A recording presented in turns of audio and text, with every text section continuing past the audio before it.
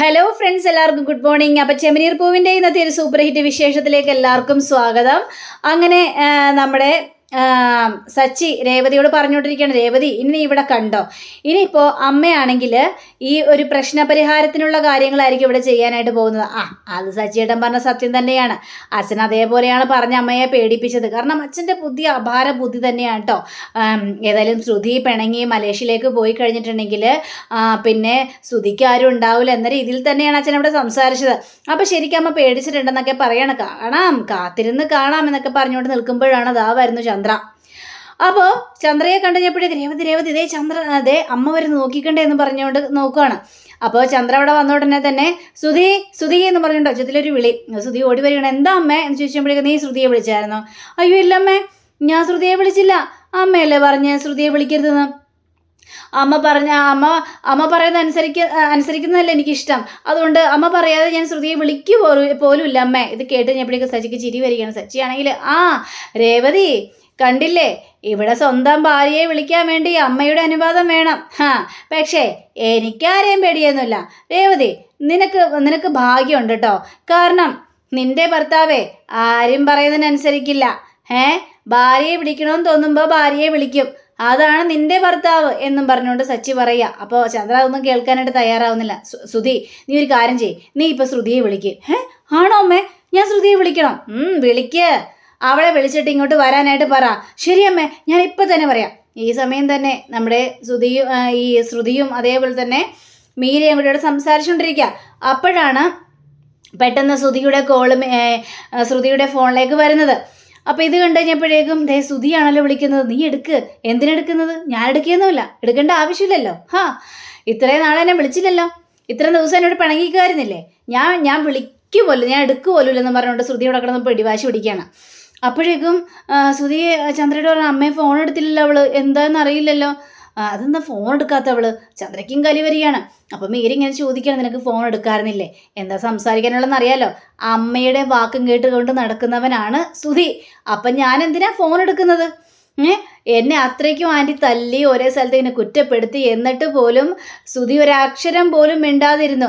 അവിടെ എന്നെ കുറ്റപ്പെടുത്തുകയാണ് ശ്രുതി ചെയ്തത്. ശ്രുതിക്ക് എന്നോട് അല്പം പോലും സ്നേഹമില്ല എന്ന രീതിയിൽ തന്നെ അവിടെ സംസാരിക്കുകയാണ്. അതിനുശേഷം ശ്രുതിയെ കാണിക്കുകയാണ്. അപ്പോൾ ശ്രുതിക്കാണെങ്കിൽ ആകെ പേടി തോന്നുന്നു. എന്താ അമ്മ ഇപ്പം എന്താ ചെയ്യുക? നീ ഒരു കാര്യം ഒന്നും കൂടി ഒന്ന് വിളിച്ചു നോക്ക്. അങ്ങനെ ഒന്നും കൂടി വിളിക്കുകയാണ്. പക്ഷേ ശ്രുതി അവിടെ ഫോൺ എടുക്കുന്നില്ല. അപ്പോൾ അമ്മേ, ശ്രുതി ഫോൺ എടുക്കുന്നില്ലല്ലോ അമ്മ, എന്ത് ചെയ്യും അമ്മേ? ഇത് വല്ലാത്തൊരു കഷ്ടമായി പോയല്ലോ. അമ്മേ, ഞാനൊരു കാര്യം പറയട്ടെ അമ്മേ, ബ്യൂട്ടി പാർലറിലേക്ക് ഒന്ന് വിളിക്കട്ടെ.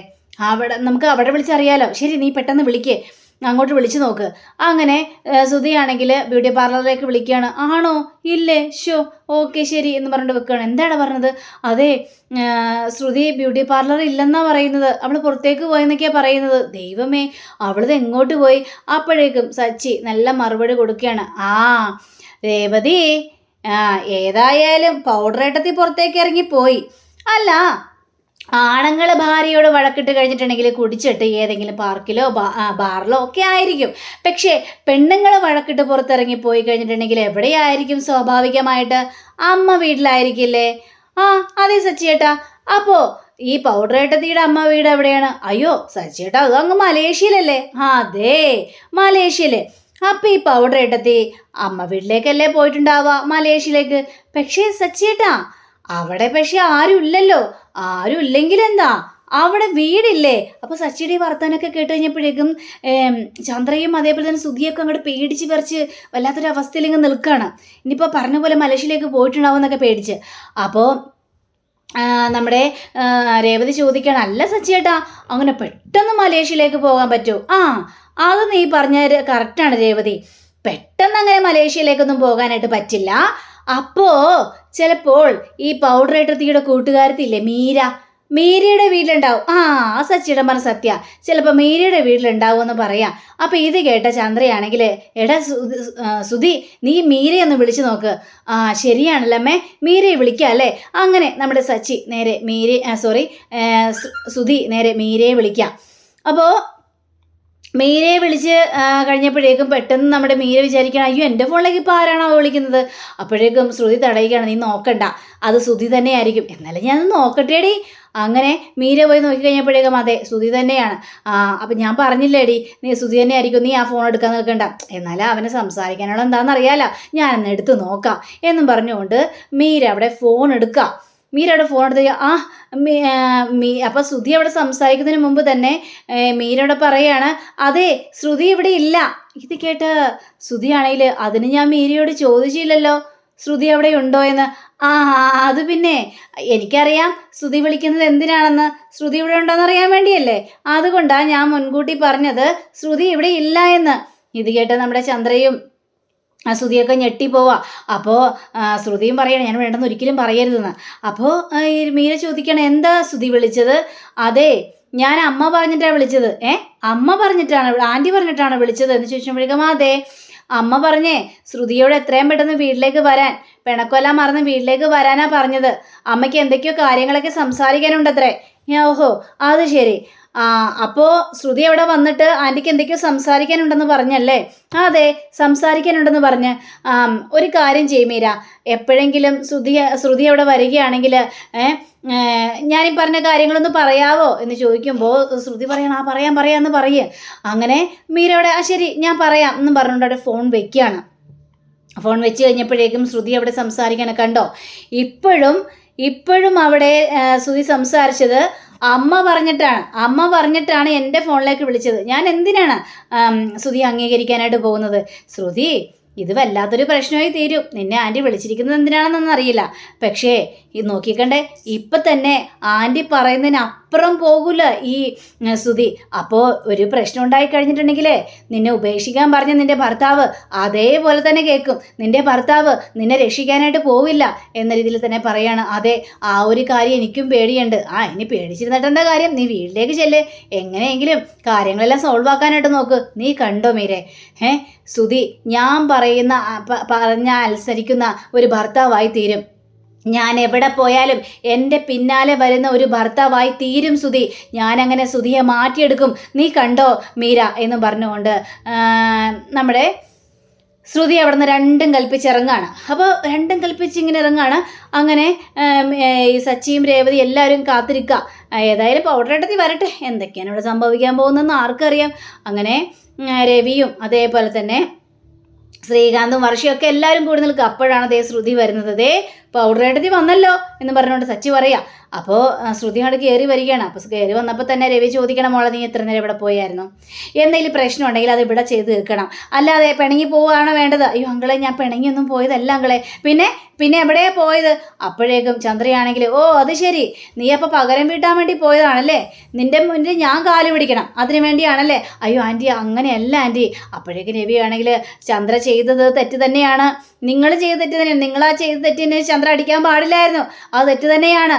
പക്ഷേ അങ്ങനെയൊക്കെ സംഭവിച്ചു പോയി എന്ന് വിചാരിച്ച് നിങ്ങൾ ഈ കുടുംബത്തിൽ നിന്ന് ഇറങ്ങി പോകേണ്ട കാര്യമൊന്നും ഉണ്ടായിരുന്നില്ല. അയ്യോ അങ്കളെ ഇല്ല അങ്കളെ, ആൻറ്റി എനിക്ക് എൻ്റെ അമ്മയെ പോലെയല്ലേ, അപ്പോൾ പിന്നെ ആൻറ്റി അടിച്ചെന്ന് വിചാരിച്ച് എനിക്കൊരു കുഴപ്പവും സംഭവിക്കാനായിട്ട് പോകുന്നില്ലല്ലോ. ചന്ദ്രയാണ് നിനക്ക് ഇപ്പോഴാണോ തോന്നിയത് ഞാൻ അമ്മയാണെന്ന്? ഇത്ര നാൾ നിനക്ക് തോന്നിയില്ലായിരുന്നോ എന്നൊക്കെ പറയാണ്. അപ്പോഴേക്കും നമ്മുടെ രവി പറയാണ്, ശ്രുതി നിന്നെയൊക്കെ ഒരുപാട് സ്നേഹിച്ചതാണ് ചന്ദ്ര. അപ്പം നിങ്ങളിങ്ങനെ ഒരു പ്രവൃത്തി ചെയ്തപ്പോഴേക്കും ചന്ദ്രയ്ക്ക് അത് സഹിക്കാൻ പോലും പറ്റിയില്ല. ഭയങ്കര സങ്കടമായിരുന്നു, ഭയങ്കര വിഷമമായിരുന്നു. അതുകൊണ്ടാണ് ശ്രുതി നിന്നെ തല്ലിയത്. നിന്നെയൊക്കെ ഒരുപാട് സ്നേഹിച്ച് എല്ലാ കാര്യത്തിനും കൂട്ടുന്നതല്ലേ. അങ്ങനെ ചന്ദ്ര അതെല്ലാം കേട്ട് കഴിഞ്ഞപ്പോഴേക്കും അവിടെ നിന്ന് ചാടി എണീക്കുകയാണ്. അപ്പോൾ ചാടി എണീച്ച് കഴിഞ്ഞപ്പോഴേക്കും നിങ്ങൾക്ക് വേണ്ടി എല്ലാ കാര്യത്തിനും ഞാൻ കൂട്ടുന്നതാണ്, എന്നിട്ട് പോലും എന്നോട് ഇങ്ങനെ ഒരു ചതി ചെയ്യാൻ പാടില്ലായിരുന്നു. ഇത് കേട്ട ശ്രുതിയാണെങ്കിൽ ഓടിച്ചെന്ന് ചന്ദ്രയുടെ കാൽക്കൽ അങ്ങോട്ട് വീഴുകയാണ്. കാൽക്കൽ ആൻറ്റി എന്നോട് ക്ഷമിക്കണം ആൻറ്റി, ഞാൻ ചെയ്തത് തെറ്റ് തന്നെയാണ്, പക്ഷേ ഇപ്പോഴും ഞാൻ പറയുന്നത് ഞാനിതെല്ലാം ചെയ്തത് ശ്രുതിക്ക് വേണ്ടിയാണ് ആൻറ്റി, അല്ലാതെ എനിക്ക് വേണ്ടിയല്ല. അതുകൊണ്ട് ആൻറ്റിയോടെ എല്ലാം ഞാൻ മറച്ചു വെച്ചത്. അപ്പോൾ ഇത് കണ്ട് കഴിഞ്ഞപ്പോഴേക്കും ശ്രുതിയാണെങ്കിൽ കാൽക്കൽ വീഴുകണം. അമ്മ എന്നോട് ക്ഷമിക്കണം, അമ്മയോട് ഞാനും തെറ്റ് ചെയ്തു പോയി അമ്മ, അമ്മയോട് ഞാൻ ഒരു കാര്യം പോലും പറഞ്ഞില്ല, ഞാനും തെറ്റ് ചെയ്തു പോയി അമ്മയെന്ന് പറഞ്ഞുകൊണ്ട് അവിടെ കിടന്ന് കരച്ചിലാണ്. അപ്പോഴും സച്ചിക്കിൻ്റെ അവധിക്കൊക്കെ കാര്യങ്ങളെല്ലാം മനസ്സിലായി. വെറും അടവാണെന്ന്. രണ്ടുപേരും എണീറ്റേ എന്ന് ചന്ദ്ര പറയുകയാണ്. ഞാൻ പറഞ്ഞല്ലോ നിങ്ങൾക്ക് വേണ്ടി ഇത്രയും കാര്യങ്ങളെല്ലാം ഞാൻ ചെയ്തിട്ട് എന്നോടൊരു വാക്ക് പോലും പറഞ്ഞില്ല, എന്നോട് നിങ്ങളെല്ലാം മറച്ചു വെച്ചു, എന്നെ നിങ്ങൾ ചതിച്ചു. അപ്പോൾ എന്നോട് എല്ലാ കാര്യങ്ങളും മറച്ചു വെച്ച് നിങ്ങൾ കള്ളത്തരങ്ങൾ കാണിച്ചില്ലേ എന്നൊക്കെ പറഞ്ഞു കഴിഞ്ഞപ്പോഴേക്കും നമ്മുടെ ഈ സച്ചി പറയാണ്, കാലൊക്കെ പിടിക്കുന്നുണ്ട്, പക്ഷേ ഇവിടെ ജഡ്ജിയമ്മ അങ്ങോട്ട് വീണു പോയല്ലോ എൻ്റെ രേവതി. നമ്മൾ ഈ കടലിലേക്ക് പോകുന്നിടത്ത് കടലിൻ്റെ അവിടെ ഇങ്ങനെ തിരമാലകൾ നമ്മുടെ കാലിലേക്ക് ഇങ്ങനെ അടിച്ചു വരും. പക്ഷേ ആ തിരമാലകൾ കുറച്ച് കഴിയുമ്പോഴേക്കും അതിൻ്റെ പുറകോട്ട് പോകും. പക്ഷേ ആ തിരമാലകളുടെ പിന്നാലെ നമ്മൾ പോയി കഴിഞ്ഞാൽ എന്താ സംഭവിക്കുകയെന്ന് ഞാൻ പറഞ്ഞു തരേണ്ട ആവശ്യമില്ലല്ലോ. അതേപോലെ തന്നെയാണ് ഇവർ രണ്ടുപേരും. അമ്മയുടെ കാല് വാരിയതാണ്. ഇത് കേട്ടുകഴിഞ്ഞപ്പോഴേക്കും ശ്രുതിക്ക് കാല് വാരിയാണ്. നീ ഒന്നും മിണ്ടാതിരിക്കടാ, എൻ്റെ അമ്മ എനിക്കറിയാം. അപ്പോഴേക്കും നമ്മുടെ ചന്ദ്ര പറയുകയാണ്, ഇനി മേലാൽ ഇങ്ങനെയൊന്നും ആവർത്തിക്കരുത്, നിങ്ങളോട് ഞാൻ ക്ഷമിച്ചിരിക്കുന്നു. അപ്പോൾ ഇവർക്ക് ഭയങ്കര ഒരു സന്തോഷം തോന്നി. അപ്പോൾ രവിയും പറയുകയാണ്, അതെ ഇപ്പോൾ ചന്ദ്ര നിങ്ങളോട് ക്ഷമിച്ചല്ലോ, ഇനി മേലാൽ ഇത്തരത്തിലുള്ള പരിപാടികളൊന്നും ചെയ്തു പോകരുതെന്നും പറയുകയാണ്. അങ്ങനെ ഇത് കേട്ട് കഴിഞ്ഞപ്പോഴേക്ക് ചന്ദ്രയാണെങ്കിൽ സച്ചി ആണെങ്കിൽ അവിടെ നിന്ന് ചാടി എണീറ്റ് അങ്ങനെ തീർപ്പ് കൽപ്പിക്കാൻ വരട്ടേന്നേ, എനിക്കിവിടെ ഒരു നിബന്ധനയുണ്ടെന്നും പറയാം. ഇത് എപ്പോഴേക്കും ശ്രുതി പറയണം, നിനക്ക് എന്താണ് നിബന്ധന? ഞങ്ങളും അമ്മയും തമ്മിലുള്ള പ്രശ്നങ്ങളെല്ലാം തീർന്നല്ലോ, അമ്മ ഞങ്ങളോട് ക്ഷമിച്ചും കഴിഞ്ഞു, പിന്നെ നിനക്ക് എന്താണ് പ്രശ്നം എന്ന് ചോദിച്ചപ്പോഴേക്ക് തീർന്നില്ലല്ലോ. അപ്പോഴേക്ക് ചന്ദ്ര വന്നിട്ട് നീ എന്താ പറയാൻ പോകുന്നതെന്ന് അറിയാം. രവിയേട്ടൻ്റെ പൈസയാണല്ലോ 50 ലക്ഷം രൂപ. ആ 50 ലക്ഷം രൂപയെന്ന് നിനക്ക് ഷെയർ വേണം, അതല്ല നീ പറയാനായിട്ട് പോകുന്നത്? അമ്മ പറഞ്ഞത് സത്യം തന്നെയാ, പക്ഷേ പകുതി സത്യമല്ലെന്നോ? പക്ഷേ എനിക്ക് പണമൊന്നും വേണ്ട, അച്ഛൻ്റെ 50 ലക്ഷം രൂപ തന്നെയാണ്, പക്ഷെ എനിക്ക് പണം വേണ്ട, എനിക്ക് ഷെയറും വേണ്ട. ശ്രീകാന്തേ, നിനക്ക് വേണോടാ അച്ഛൻ്റെ പണം? വേണ്ട, എനിക്ക് വേണ്ട ഏട്ടാ. കണ്ടോടെ സുധി, ഇതാണ് ഞങ്ങളുടെ മനസ്സ്, ഞങ്ങളെ നിന്നെപ്പോലെയല്ല. പക്ഷേ ഞാനിവിടെ പറയാൻ പോകുന്നത് വേറൊന്നാണ്. കാരണം ഈ 50 ലക്ഷം രൂപ അച്ഛൻ്റെയാണ്. ഇവിടെ പൗഡറേട്ടത്തി പറഞ്ഞത് തൻ്റെ അച്ഛൻ പൈസ അടച്ചു കൊടുത്തിട്ടാണ് ഷോറൂം മേടിച്ചതെന്ന്. പക്ഷെ ഇവിടെ സംഭവിച്ചത് അച്ഛൻ്റെ പണം കൊടുത്തിട്ടാണ് ഷോറൂം മേടിച്ചത്.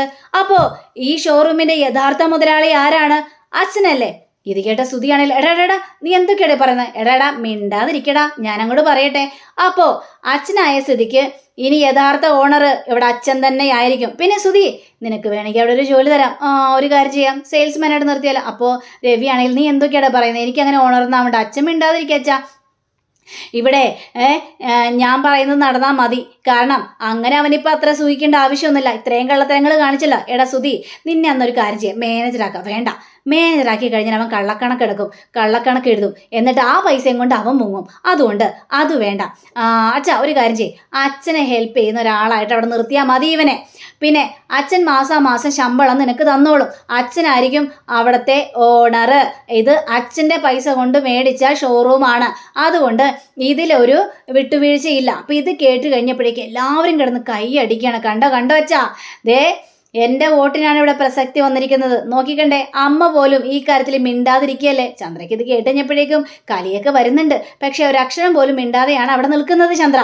അപ്പോൾ നമ്മുടെ അച്ഛൻ പറയാണ്, വേണ്ടടാ സച്ചി, ഇതെന്തിനാടാ സച്ചി എന്നൊക്കെ ചോദിച്ചു കഴിഞ്ഞപ്പോഴേക്കും അച്ഛനും മിണ്ടാതിരിക്കുക അച്ഛാ, ഇവനങ്ങനെ വിട്ടാൽ ശരിയാവില്ല.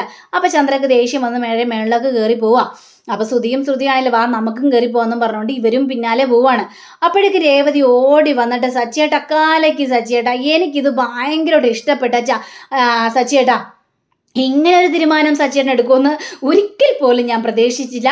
ഒരുപാട് സന്തോഷം സച്ചിയേട്ടാ എന്നിങ്ങനെ പറയാണ് സച്ചിക്കും. അത് കേട്ട് കഴിഞ്ഞപ്പോഴേക്കും ഒരുപാട് സന്തോഷം തോന്നി.